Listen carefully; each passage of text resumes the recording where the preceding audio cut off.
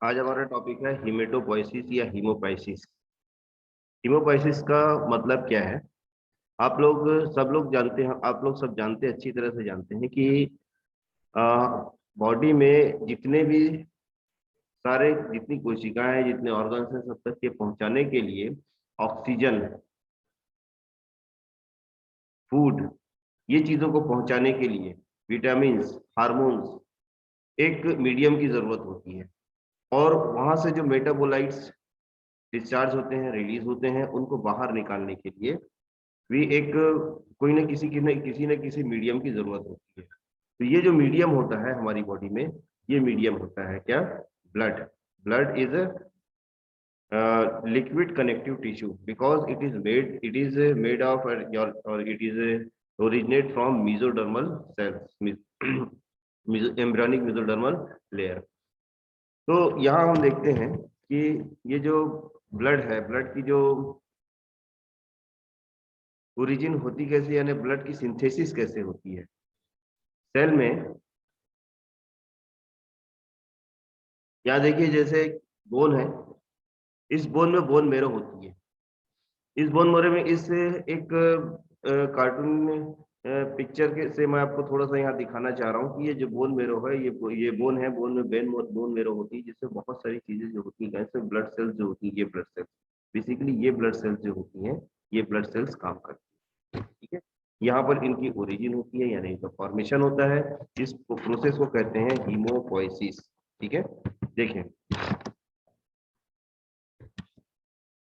ये Greek word है जो बना है हीम और पोइसिस। हीम का मतलब होता है ब्लड, पोइसिस का मतलब होता है फॉर्मेशन। हीमेटोपोइसिस यानी कि फॉर्मेशन ऑफ ब्लड सेल्स। ठीक है, अब एक हेल्दी पर्सन जो होता है, उसके ब्लड में करीब करीब 10 मतलब 1 लाख से 10 लाख मिलियन ब्लड सेल्स होती है। ठीक है, और ये कंटिन्यू बनती रहती हैं और इनकी डेथ होती रहती है। अभी अपन आगे देखेंगे कि कौन कौन सी सेल्स बनती रहती है और कौन कौन सी सेल्स मतलब कितने दिन में बनती, कितने दिन में तैयार होती है और किसका लाइफ स्पैन कितना होता है। पिछले पीरियड में जैसे मैंने आपको बताया था कि हर एक जो ब्लड सेल्स, ब्लड कार्पल्स होती हैं, वो उनका एक डेफिनेट लाइफ स्पैन है। ब्लड कार्पल्स बेसिकली 3 टाइप की होती है। कौन कौन सी कार्पल्स? एक होती है इरिथ्रोसाइट्स, दूसरी होती है ल्यूकोसाइट्स और तीसरी होती है प्लेटलेट्स। ठीक है, इरिथ्रोसाइट्स यानी आरबीसी जिनको बोलते हैं। ल्यूकोसाइट्स जो होती हैं वो जो जिनको हम मतलब कॉमनली उनको हम वो बोलते हैं, कॉमनली इनको हम डब्ल्यूबीसी बोलते हैं। और ये 5 टाइप की होती हैं। और तीसरी जो होती हैं वो होती हैं क्या? प्लेटलेट्स, जो ब्लड क्लॉटिंग में हेल्प करती है ना, ब्लड क्लॉटिंग का काम करती है। इनकी जो ओरिजिन होती है वो HSC है ना, यानी कि हीमेटोपोइटिक स्टेम सेल्स, इससे होती है। और ये हीमेटोपोइटिक स्टेम सेल्स जो होती है ये बोन मेरो में। ठीक है, आरबीसी होती है, इसका फंक्शन जो होता है वो हीमोग्लोबिन कैरी करना होता है, जो कि ऑक्सीजन को पूरी बॉडी में पहुंचाने का काम करती है। ठीक है ना। दूसरी जो होती है ल्यूकोसाइट जो होती है, ल्यूकोसाइट जो होती है अलग अलग सेल्स में ये अलग अलग प्रकार की होती हैं। ये 5 प्रकार की होती हैं, जिनमें होती है एक लिम्फोसाइट जो कि टी सेल्स और बी सेल्स की बनी, जो टी सेल्स और बी सेल्स का फॉर्मेशन करती है। ये टी सेल्स और बी सेल्स जो होती हैं हमारी बॉडी का इम्यून सिस्टम बनाती है। ठीक है, दूसरी होती है न्यूट्रोफिल्स, ये बैक्टीरिया या जो भी दूसरे इन्फेक्शन होते हैं उनसे लड़ने का काम करती हैं। क्योंकि जब कहीं पर हमको चोट लग जाती है और चोट के पश्चात घाव बन जाता है और उसमें जो पस बनता है, वो पस में जो व्हाइट सेल्स निकलती है ना, ये न्यूट्रोफिल्स और ये न्यूट्रोफिल्स और दूसरी वाली मैक्रोफेजेस ही होती है। ठीक है, तीसरी होती है इस्नोफिल्स, ये इन्फ्लेमेटरी रिस्पॉन्स को में इंपॉर्टेंट रोल प्ले करती हैं। ये पैरासाइट्स या कोई इन्फेक्शन जब हो जाता है तो इनकी संख्या बढ़ जाती है और वहां ये करती है, वहां पर ये फाइट करने का काम करती है। ठीक है, तीसरी होती है बेसोफिल्स। बेसोफिल्स जो होती हैं, बेसोफिल्स जो होती हैं ये हिस्टामिन ये हिस्टामिन के लिए मतलब ये हिस्टामिन सिक्रेटरी सेल्स भी होती हैं। और ये जो होती हैं ये इन्फ्लेमेटरी रिस्पॉन्स में इंपॉर्टेंट रोल प्ले करती है। स्पेशली जब किसी टीबी के मरीज को, टीबी की पहचान इसी से की जाती है कि बेसोफिल जब बढ़ जाता है तो इससे पता लगता है कि टीबी का रोग है। और मैक्रोफेजेस जो होती हैं इसको स्कैवेंजर या जमादार, स्कैवेंजर ऑफ द सेल्स या कोशिका का जमादार कहा जाता है, क्योंकि कोशिका की साफ सफाई करती है। ठीक है, उसके बाद तीसरी जो होती है वो ब्लड प्लेटलेट्स होती हैं या थ्रोम्बोसाइट्स होती हैं। ये थ्रोम्बोसाइट्स जो होती हैं ये, जैसा मैंने बताया, क्या करती हैं, ये ब्लड क्लॉटिंग का काम करती है। अब प्रोसेस देखें हम इसकी होती क्या है। इसमें जो इसका स्पेशली जो इरिथ्रोसाइट्स है उनका फॉर्मेशन, इरिथ्रोसाइट्स का फॉर्मेशन जब एम्ब्रियोनिक पीरियड में, यानी जब फीटस होता है तो फीटस में जो इरिथ्रोसाइट्स होती है वो लीवर में, स्प्लीन में, लिम्फ नोड्स में बनती है। ठीक है, और रेड बोन जो वो होती है, और जो एडल्ट जो होता है उसमें माइलॉइड हीमोपोएटिक टिश्यू, ठीक है, यानी कि रेड बोन मेरो, ये होता है कहाँ पर, जो लॉन्ग बोन्स होती हैं, लॉन्ग बोन की ये कोने में जो सिरे होते हैं, ये वाले जो सिरे हैं, ये बिल्कुल ये वाले सिरे में बीच में नहीं, ये बीच में बोन मेरो यहाँ पर पैक पड़ा होता है, ये व्हाइट बोन मेरो होता है। रेड बोन मेरो यहाँ नहीं होता, रेड बोन मेरो यहाँ पर होता है या यहाँ पर, ठीक है, या ये जो रिब्स हैं, ठीक है, ये हमारी जो वो है, हमारी जो स्कल है, स्कल की जो स्कल की जो बोन है, इनकी जो बोन मेरो होती है, इनमें इनका फॉर्मेशन होता है। ठीक है, ये जो कैंसिलस बोन या जो लॉन्ग बोन की एक्सट्रीमिटीज होती है उनमें होता है। ठीक है, इनका जो स्टेजेस होती हैं, ये स्टेजेस जो होती हैं, ये स्टेम सेल जो होती है माइलॉइड, जिसको माइलोब्लास्ट बोलते हैं, ये इनकी जो इसमें स्पेशली आगे हम देखेंगे जैसे डायग्राम में, ये स्पेशली इसमें जो इरिथ्रोसाइट का जो डेवलपमेंट है वो ज्यादा इंपॉर्टेंट है, वो थोड़ा सा कॉम्प्लिकेटेड है, उसको देखते हैं। तो उसमें सबसे पहले प्रोइरिथ्रोब्लास्ट होती है, इरिथ्रोब्लास्ट होती है, नॉर्मोब्लास्ट होती है, रेटिकुलोसाइट होती है और इरिथ्रोसाइट होती है। इसका शॉर्ट में आपको नाम याद रखने के लिए अगर एक फार्मूला बता देता हूँ आपको कि एक 1978 में यश चोपड़ा की एक फिल्म रिलीज हुई थी नूरी, जिसके हीरो हीरोइन थे फारूक शेख और पूनम ढिल्लो, दोनों की पहली फिल्म थी। तो बड़ी सुंदर दिखती थी उसमें, पूनम ढिल्लो बड़ी सुंदर दिखती थी। तो उससे आप याद रखिए, नूरी से आप याद रखिए प्यारी नूरी। प्रो इरिथ्रोब्लास्ट का पी, इरिथ्रोब्लास्ट का वाई ए, नॉर्मोब्लास्ट का नू, और रेटिकुलोसाइट और का आर री, और इसमें ई, आर इरिथ्रोसाइट का ई, तो प्यारी नूरी, ये इसके क्रम को आप याद रखिए, जिससे क्या होगा, इसको आपको इसके जो स्टेप्स है वो याद करने में आसानी। इनमें देखते हैं हम, सबसे पहले मायोब्लास्ट होती है, माइलोब्लास्ट होती है। माइलोब्लास्ट जो होती है अमीबॉइड होती है, और ये एक टिपिकल एनिमल सेल होती है जिसमें सारे जो सेल ऑर्गेनेल्स होते हैं, nucleus, mitochondria, lysosome, ribosome, Golgi, endoplasmic वगैरह वगैरह सारे इसमें पाए जाते हैं। इसमें ये अमीबॉइड सेल्स होती है। दूसरी होती है प्रोइरिथ, उसके बाद अगले स्टेज में जाती है माइलोब्लास्ट जो होती है वो कन्वर्ट होती है किसमें, प्रोइरिथ्रोब्लास्ट में।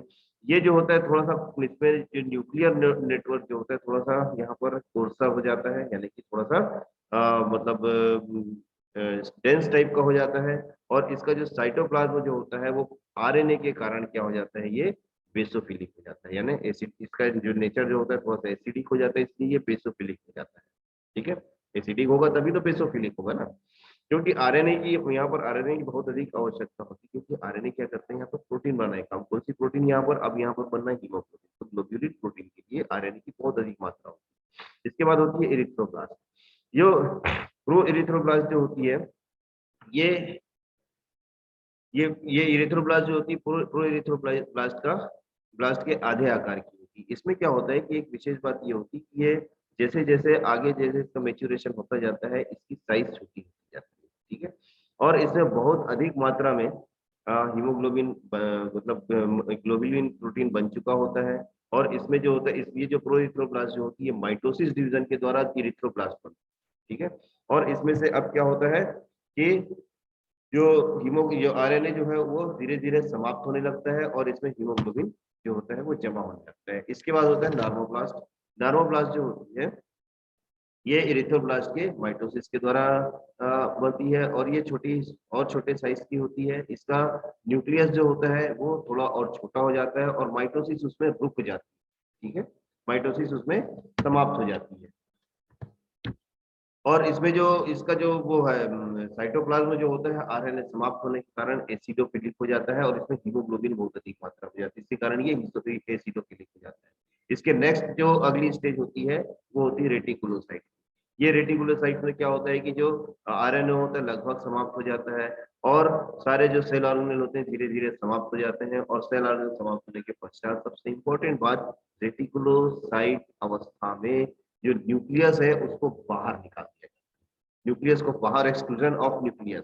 तो इस क्या होता है कि न्यूक्लियस बाहर निकाल देने से अब उसके अंदर बच जाती है केवल जो प्लाज्मा मेम्ब्रेन के भीतर बच जाता है उसमें साइटोप्लाज्म, जो वाटरी साइटोप्लाज्म होता है उसमें होता है हीमोग्लोबिन। हीमोग्लोबिन के कारण इसका कलर जो होता है वो लाल दिखाई देता है। Now reticulocyte become erythrocyte, nascent erythrocyte, then it become mature erythrocyte, that is called red blood corpuscles। देखते हैं हम यहाँ पर नेक्स्ट स्टेज में हम देखते हैं इसको क्या होता है। इसके इसमें देखते हैं जैसे माइलॉइड सेल है, तीनों का देखते हैं यहाँ पर कि कौन जो तीनों प्रकार की माइलॉइड सेल जो होती हैं इसमें सबसे पहले बनती है एक मेगा कैरियोसाइट और ये मेगा कैरियोसाइट अलग होकर के बना देती है प्लेटलेट्स। ये मेगाकैरियोसाइट्स हुई और ये बना लेती है प्लेटलेट्स। अब इसमें जो माइलोसाइट्स माइलॉइड स्टेम सेल है इससे बनती माइलोब्लास्ट। पहले हम देखते हैं इसका ल्यूकोसाइट्स का। तो माइलोब्लास्ट और इसमें ये एक होती है lymphoid stem cell. Lymphoid stem cell से लिम्फोसाइट बनती है और माइलोब्लास्ट से बाकी की 4 बनती हैं जो ये होती है इमेच्योर बेसोफिल, इस्नोफिल, माइलोसाइट, ठीक है, ये बनती हैं और मोनोसाइट।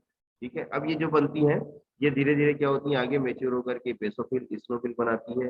जो जो वो होती है प्रोमाइलोसाइट जो होती है ये प्रोमाइलोसाइट माइलोसाइट में कन्वर्ट होती है, देन बेटा माइलोसाइट में, और उसके बाद फिर ये अल्टीमेटली न्यूट्रोफिल में कन्वर्ट होती है। ठीक है, अब यहाँ पर देखते हैं हम जो इरिथ्रोसाइट है उसका फॉर्मेशन।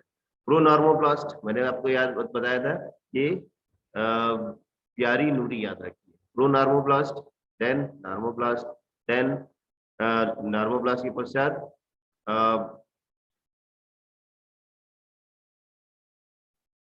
ठीक है रेटिकुलोसाइट, देन इरिथ्रोसाइट। ठीक है, तो ये वाली कंडीशन जो होती है धीरे धीरे ये होती जाती है नॉर्मोब्लास्ट, देन नॉर्मोब्लास्ट, नॉर्मोब्लास्ट के बाद रेटिकुलोसाइट और उसके बाद फिर इरिथ्रोसाइट। ये इसकी स्टेजेस होती है। इसमें कुछ विशेष फैक्टर्स होते हैं। ये फैक्टर्स के कारण जो ब्लड है, ब्लड का फॉर्मेशन होता है या नहीं होता है। इंपॉर्टेंट है विटामिन B12, साइनोकोबाल्मिन जिसको कहा जाता है, या फोलिक एंड फोलिक एसिड। ठीक है, दूसरा आयरन। आयरन इंपॉर्टेंट है। क्यों आयरन इंपॉर्टेंट है? क्योंकि आयरन आयरन ही जो होता है वो हीमोग्लोबिन का सेंटर कोर मॉलिक्यूल होता है। ठीक है, और ये होता है। इसके पश्चात हम देखते हैं कि एक सामान्य मनुष्य में जो ये होता है ब्लड की मात्रा कितनी होती है। सामान्य मनुष्य में ब्लड की मात्रा 14 ग्राम पर 100 ml इसमें पुरुष में, और 12 ग्राम पर 100 ml महिला में होता है। ठीक है, ये होता है ब्लड का इरिथ्रोपोइसिस, या ये कह सकते हैं हीमोपोइसिस। इसमें एक विशेष बात और आपको मैं बता दूं यहाँ पर कि जब सीवियर एनीमिया होता है, यानी कि जब बहुत ज्यादा ब्लड की कमी हो जाती है, तो उस समय फिर क्या होता है किडनी जो होती है उससे एक स्पेशल एंजाइम, एक स्पेशल हार्मोन स्रावित होता है, हीमोपाइटिन हार्मोन। ये हीमोपाइटिन हार्मोन जो होता है वो क्या करता है, वो इरिथ्रोसाइट फॉर्मेशन को बढ़ाता है। ठीक है, अब इसके बाद मैं आपको एक वीडियो दिखा रहा हूँ। इस वीडियो के द्वारा मैं थोड़ा सा इसको समझाने की कोशिश करता हूँ कि इरिथ्रोपोइसिस होती कैसे है। देखिए इस वीडियो को देखिए, इरिथ्रोपोइसिस होती कैसे है। इस वीडियो के द्वारा थोड़ा सा समझाने की कोशिश की गई है। ये वीडियो मैंने, इनका कॉपीराइट है mechanisms in medicine in corporation, YouTube से मैंने डाउनलोड किया है। अब ये देखिए यहाँ पर ये दिखाया जा रहा है इरिथ्रोसाइट, ऑक्सीजन है इसमें।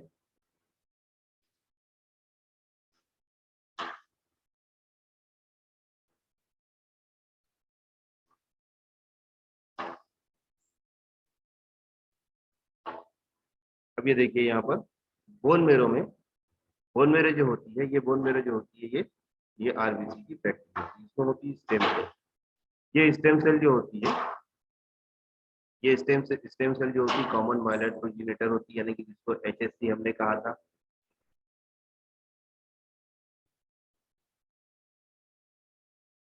यही बनाती है क्या, आरबीसी, डब्ल्यूबीसी और प्लेटलेट।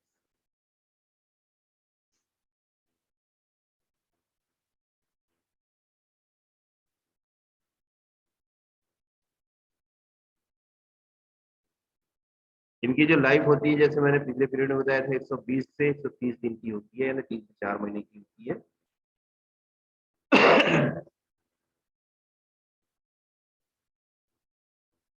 तो ये क्या होती है, यहाँ से जो रेटिकुलोसाइट जो होती है, रेटिकुलोसाइट नर्मोब्लास्ट में हीमोग्लोबिन का निर्माण होता है ना। और इसको इस पूरी प्रोसेस में नर्मोब्लास्ट में हीमोग्लोबिन का निर्माण होता है, उसके बाद रेटिकुलोसाइट, रेटिकुलोसाइट में एक जो न्यूक्लियस जो होता है, उस न्यूक्लियस को बाहर निकाल दिया जाता है।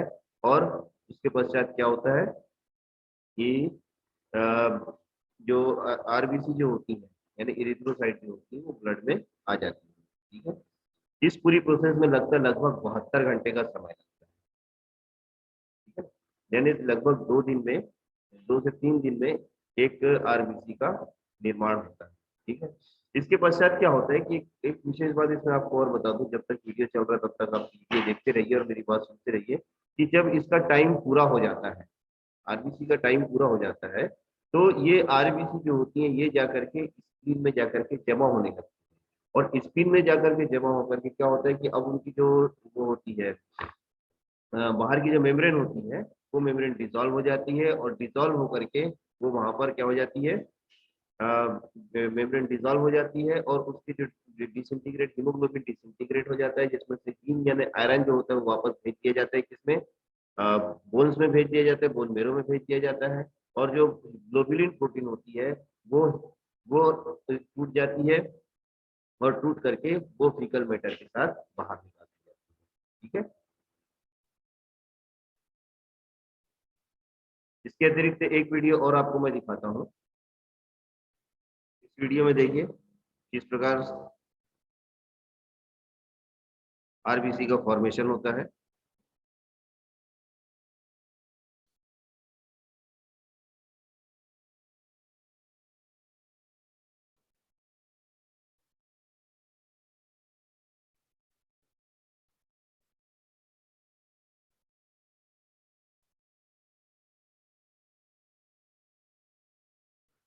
छोटा सा 1 मिनट का वीडियो है।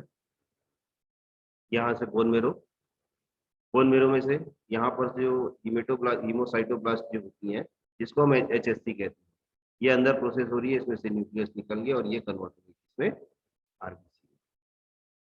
ये होती है प्रोसेस। लगभग 2 दिन का समय लगता है इसमें, 48 से 72 घंटे का समय, और 20 लाख आरबीसी पर डे, ये क्या, ये पर मिनट ये यहाँ से प्रोड्यूस होती है, याद रखिए।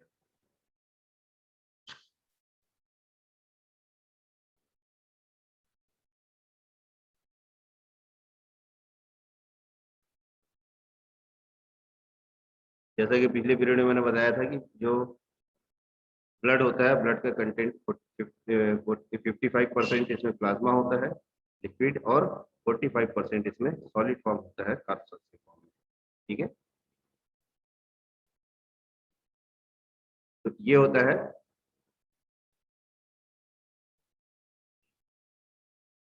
ये होता है हीमोपोइसिस। क्लियर है।